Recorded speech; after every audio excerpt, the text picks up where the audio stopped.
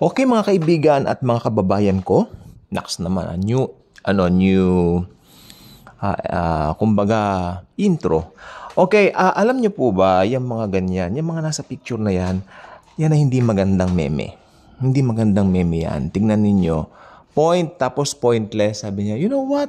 Sabi ng Biblia, Genesis 1:26, we were created in the likeness of the Lord Jesus Christ.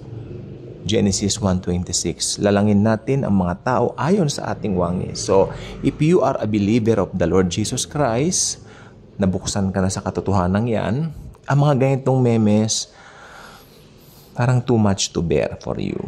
Alam ninyo, even Jesus, nung pumunta siya rito, sinabi, walang katangian upang ma-attract tayo sa Kanya. I'm not saying na pangit siya, pero hindi siya yung tipong bibigyan mo ng attention dahil sa looks niya. Kasi ang purpose ni Jesus, siya ay pumunta rito para magligtas ng mga tao. After the glory na ibibigay niya sa mga tao, hindi after the looks.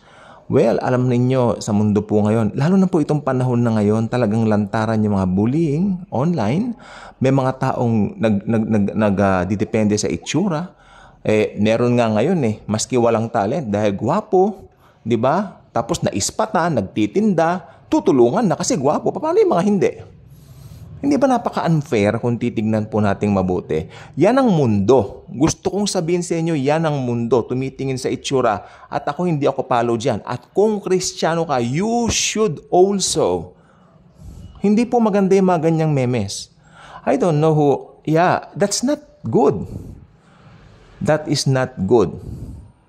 Actually, kung Kristiyano ka at malalim ka na sa Biblia, magagalit ka sa ganyan Kasi nakakapundi, nakakapuno. Puro ganyan na lang ba?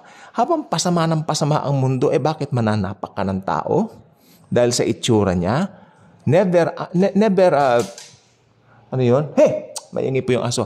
Never look down anyone based on their looks. Please, don't do that. Diba? Kasi kung ikaw na naglo-look down ka ng ganyan, meron din sa itsura mas hihigit sa'yo. Pero alam po ba ninyo, may sasabihin po ko sa inyo, ito naman po ay akin lang pong obserbasyon. I'm not putting myself here as someone who is against anyone. Of course not. I am a believer, I'm a Christian, and my intention is purely Jesus.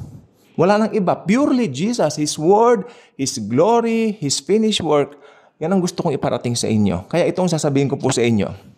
Napansin ko bilang Kristiyano, itong gusto ko sabihin sa inyo, Bilang believer ni Jesus, kahit sabihin mong ikaw ay hindi kagandahan o hindi kagwapuhan, pero sa pagtagal ng panahon, pagwagwapuhin ka niya at pagagandahin ka niya. Ako naniniwala ako dyan sa paraang gusto niya. Ngayon, meron po akong makilala, mga unbelievers. Ito, mga kaibigan ko po sila,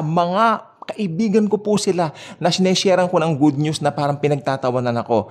And then after so many years, nakita ko po sila ulit. Hindi naman po sa pag-aano, mas may itsura pa yung mga ibang kapatid nating Kristiyano sa kanila. Tumanda sila tapos ang mga itsura nila para silang mga stress, mga haggard, ganon.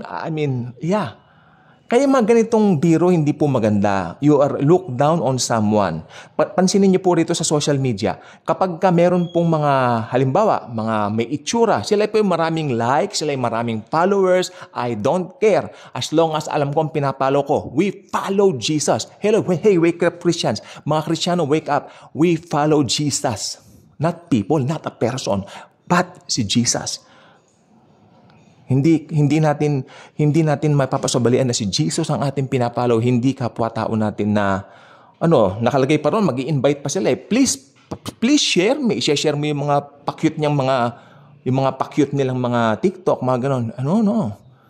Kung Kristiyano ka, alam mo kung sino ka, alam mo kung ano yung focus mo.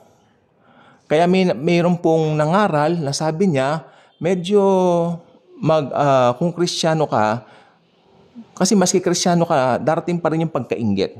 So anong suggestion doon? Well, bago ka magbukas ng social media mo, ako naniniwala hindi naman ako yung tipo magsasabi na, huwag ka mag-social media. Ako mahilig po talaga ako mag-social media because through social media, I can share. Pag hindi naman tayo mag-social media, how can we share? Dito po ako nag-aaral ng Bible mostly right now sa social media.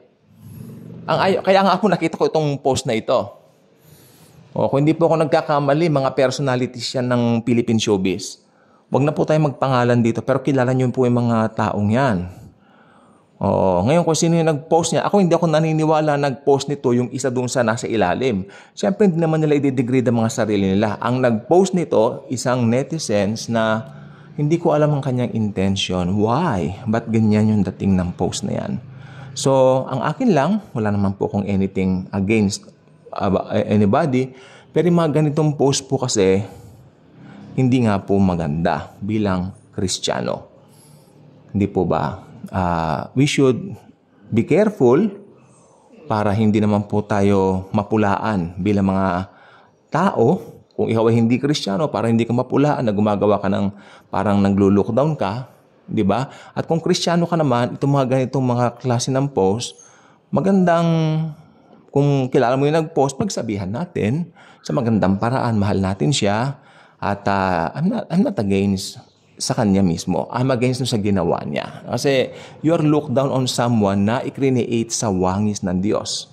O yung mga nasa baba na part ng mga taong yan, ng group na yan, sila po ay nilalang din ng Diyos sa kanyang wangis. Tulad ng mga nasa itaas.